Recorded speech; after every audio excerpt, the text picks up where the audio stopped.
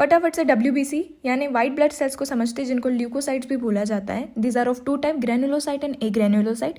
Granulocyte के अंदर आता है न्यूट्रोफिल, इओसिनोफिल्स एंड बेसोफिल। इसको आप एक ट्रिक से याद रख सकते हो, दैट इज बेन, BEN।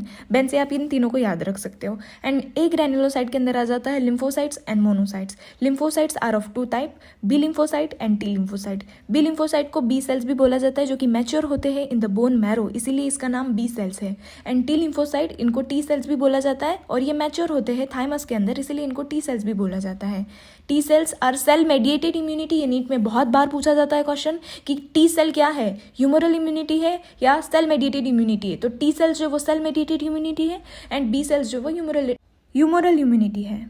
तो कोविड के टाइम पे आपने ये सबसे ज़्यादा सुना होगा कि जिसकी इम्यूनिटी स्ट्रांग है वो सबसे ज़्यादा स्ट्रांग है। तो ये इम्यूनिटी है क्या, इसको समझते हैं।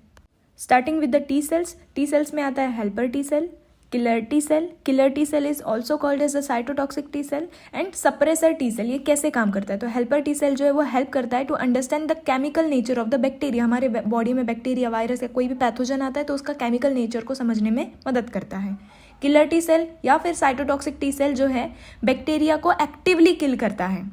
एंड सप्रेसर टी सेल जो है एक्टिवली सप्रेस करता है activity of the killer T cell and stops it. जो किलर टी सेल है जो मारने जाता है उसको सप्रेस करता है, उसकी एक्टिविटी को सप्रेस करता है, क्योंकि एक टाइम पे ऐसा हो जाता है कि किलर टी सेल जो है अपने ही सेल्स को मारने लग जाता है, इसीलिए उसको रोकने वाला भी एक सेल है। फिर बी लिम्फोसाइट में आ जाता है memory cell and plasma cell. Memory cell जो है वो रिमेंबर रखता है, क्या रिमेंबर रखता है? Chemical nature of the pathogen और बैक्टीरिया या फिर वायरस। ठीक है, तो इसके केमिकल नेचर को याद रखता है कि अगर सेम बैक्टीरिया अगली बार आएगा तो हमारे पास ऑलरेडी उसके लिए तोड़ रहेगा। और प्लाज्मा सेल्स जो है एंटीबॉडीज बनाती है। प्लाज्मा सेल का काम ही ये है कि वो एंटीबॉडीज बनाती है अगेंस्ट दैट पैथोजन। अब इसके मैकेनिज्म को समझते कि होता कैसे है। पैथोजन, बैक्टीरिया हमारे बॉडी के अंदर आया, नॉर्मल सेल गया, उस बैक्टीरिया को रिकॉग्नाइज किया, ठीक है, उसके केमिकल नेचर को समझने की कोशिश की और यहाँ पर इन्होंने साइटोकाइनेज केमिकल रिलीज किया और ये केमिकल पहुंचा प्लाज्मा सेल्स के पास। प्लाज्मा सेल्स ने एक्टिवली एंटीबॉडीज बनाना चालू कर दी, ठीक है, उस बैक्टीरिया, उस पैथोजन को मारने के लिए। उसके साथ साथ अब ये साइटोकाइनेस की वजह से किलर टी सेल भी एक्टिव हो गया और ये किलर टी सेल जो है अब इस बैक्टीरिया को मारने के लिए पूरी तरीके से तैयार है।